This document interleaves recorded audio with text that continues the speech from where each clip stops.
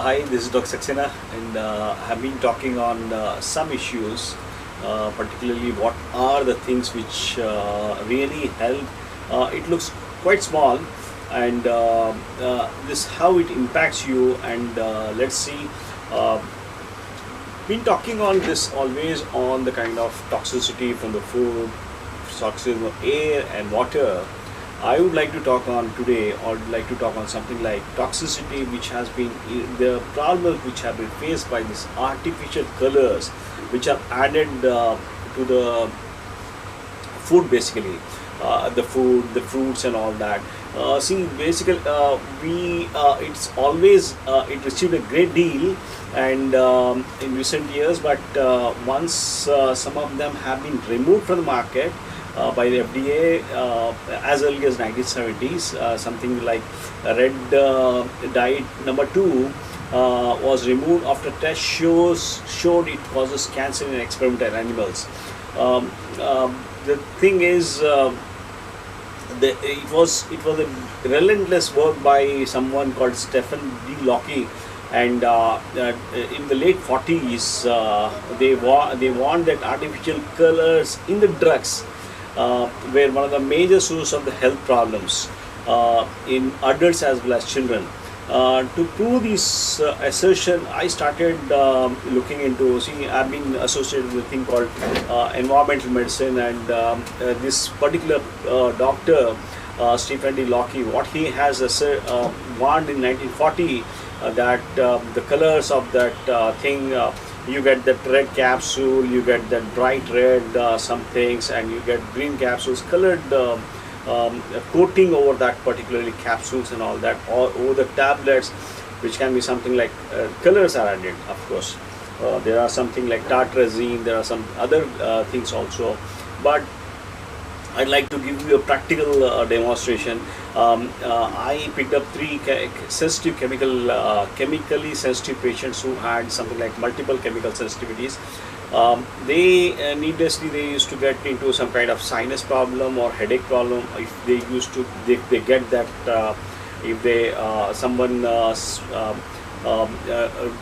uses a DO, or they have that chemical sensitivity.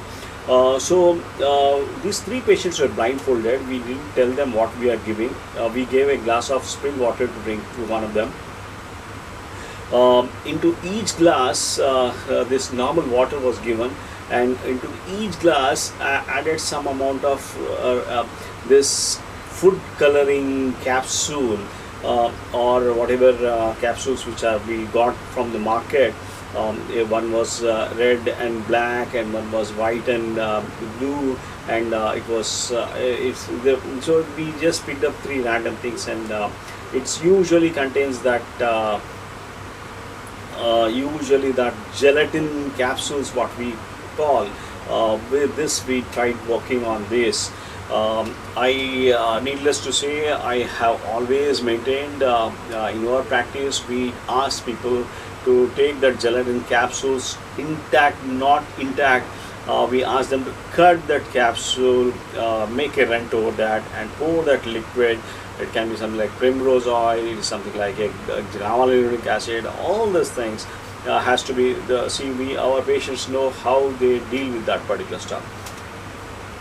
So when this particular thing was given, 2 of them had a severe reactions, and the person who had a placebo, he didn't get into the person who didn't took much this particular thing. We didn't give them this thing.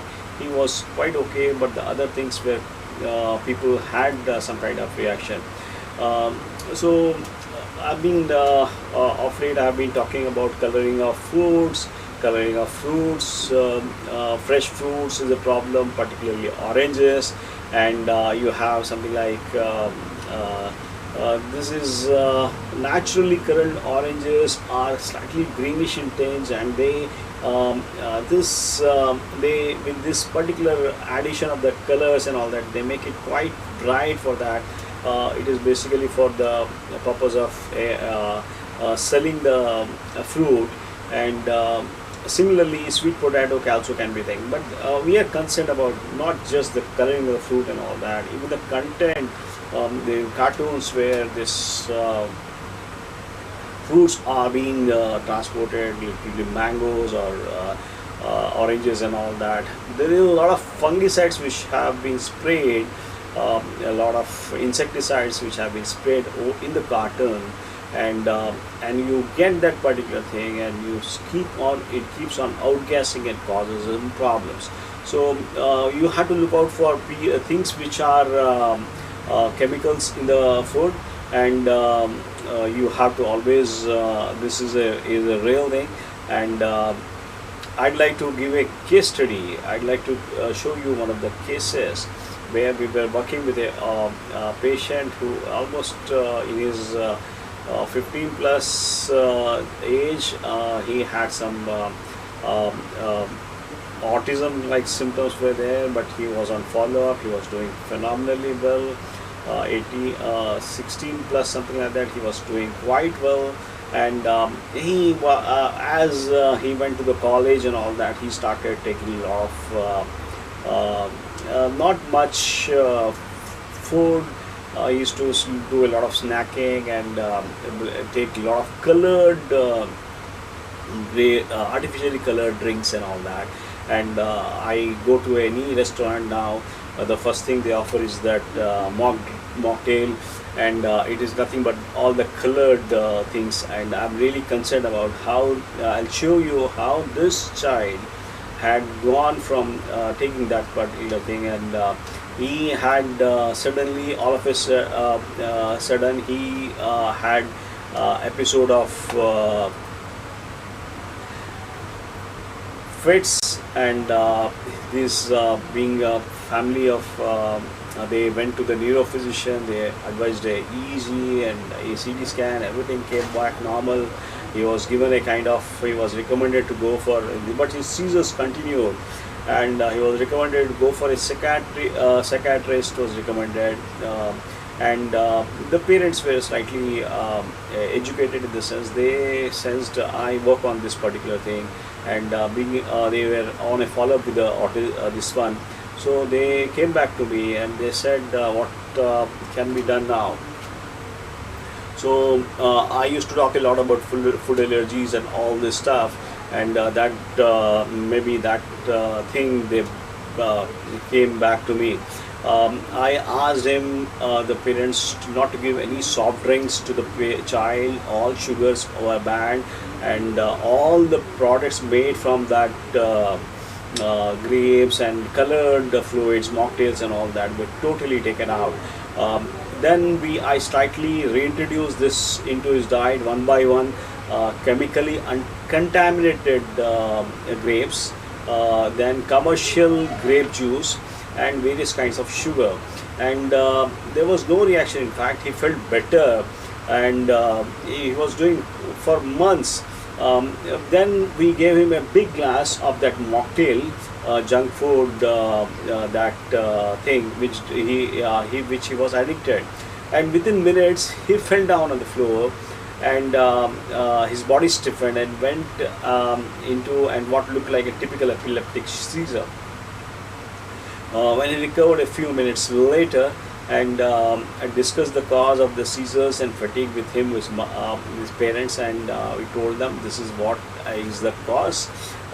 It is the chemicals in the environment, and especially food, that is causing symptoms. And if this child wants to regain his strength and foods, he has to stay away from all these contaminated foods and other major exposures.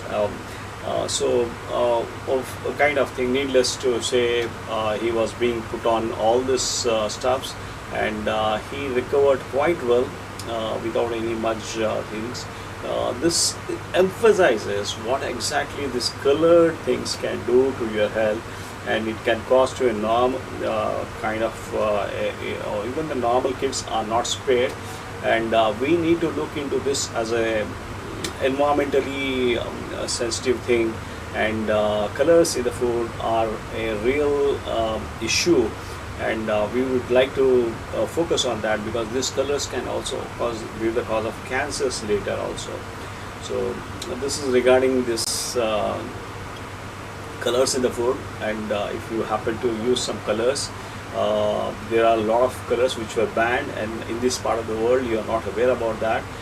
Please don't use colors, and try to see that all the mocktails and all that red dyes and all that which is added to your chicken and all stuffs, even for your paneer and all, be careful in using that particular stuff.